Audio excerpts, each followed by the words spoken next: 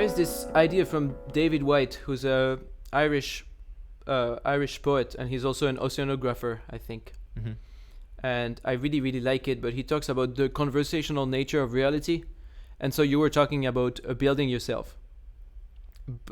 And you were also saying that you're, if anything, you're a product of your own circumstances. Hmm. And so it feels a little bit like a chess game in which you play a move with your own free will as you perceive it.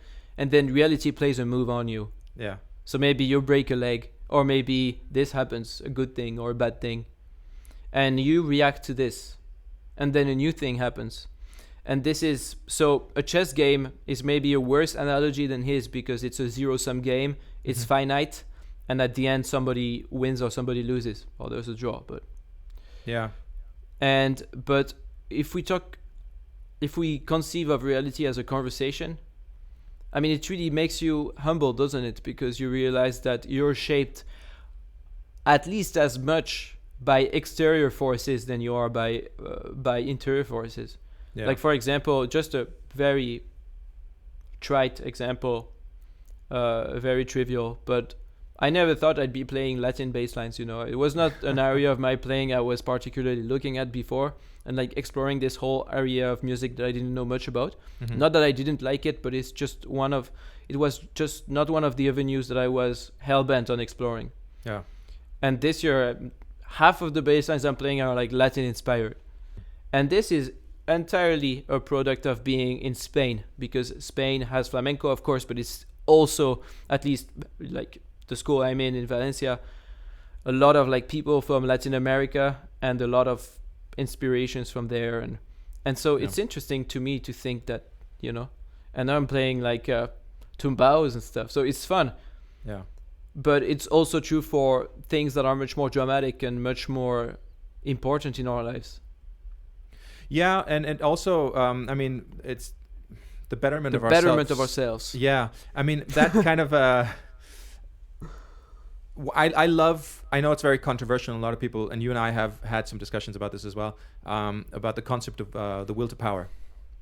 I subscribe to the concept of the will to power, where power needs to be understood. It often gets misunderstood because the word power seems like something where we have power over other people. But in essence, the idea is that the will to power is the will to become the best version of ourselves possible.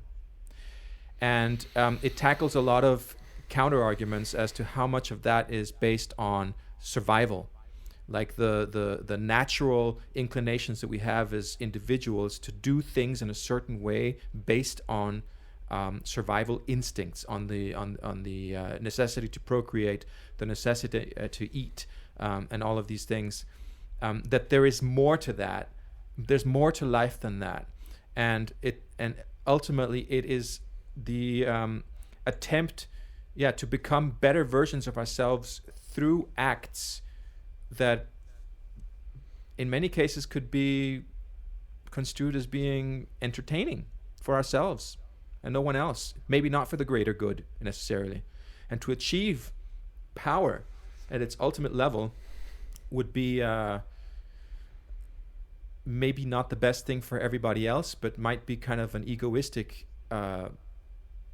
approach to life. I like it. It allows me to, and even if it's my own version of it, which it very much is, I'm taking a concept, the concept of will to power, and then kind of packing it into my own little box and saying, okay, what can I do with this?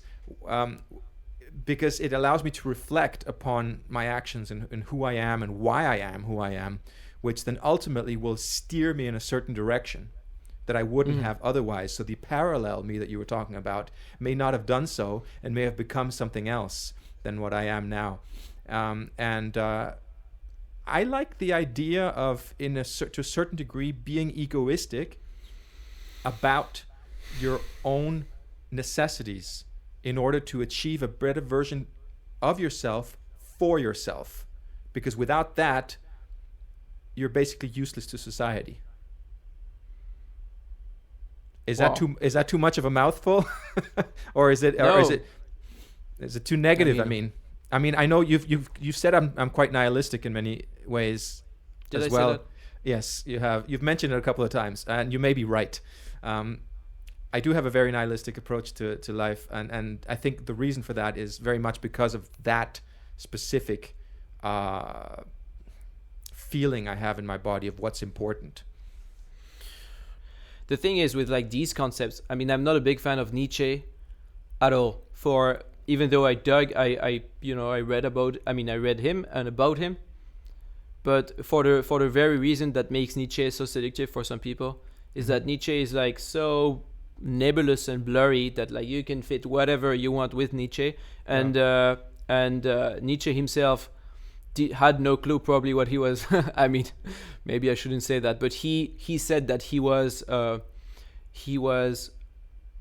unclear or like hard to comprehend on purpose. It was kind of a test. Yeah. And he also said that he was terrified of the interpreters that would come after his death to like say, oh, he meant this or he meant that.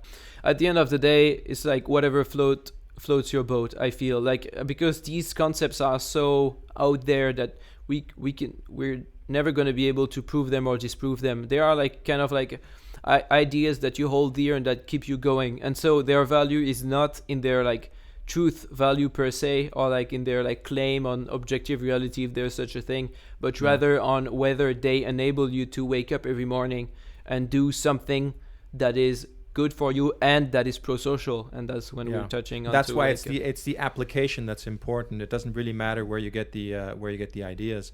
It's, can you use this and can you reflect upon it and can you use it to become... I think the concept of trying to be the best version of oneself is quite universal. It doesn't matter if it was Nietzsche or Mickey Mouse. I mean, because... Yeah, I mean, this is also your interpretation of the will to power, because I mean, people interpret it in a myriad different ways. This reminds me of the idea of conatus by Baruch Spinoza, so it's like that every being wants to persevere in its being. So for the plant, it means to grow as tall as possible, to get as much sunlight as possible. And for you, maybe it's to play like the coolest riff, or to transmit as much emotion as possible, or to tell the most touching story. Yeah. But there is also a whole like narrative fallacy that we have, where we look at what we've done and at what we're planning on doing, and we fit it into a narrative. And I think that we need to have a lot of humility there, because how many times did it happen to me and to many others, I'm sure, to be like, oh yeah, this is happening, A is happening, B is happening, I'm fitting it into my narrative like this is perfect, it's gonna help me get to my next checkpoint. And then like something slope. But then something goes out of whack and you're like, oh, it was not a good idea at all after all. So it's just, I feel like in some ways we're just like, I mean, maybe I'm pessimistic, but there's a part of like Sisyphean, like person, a sailor on a ship with no rudder,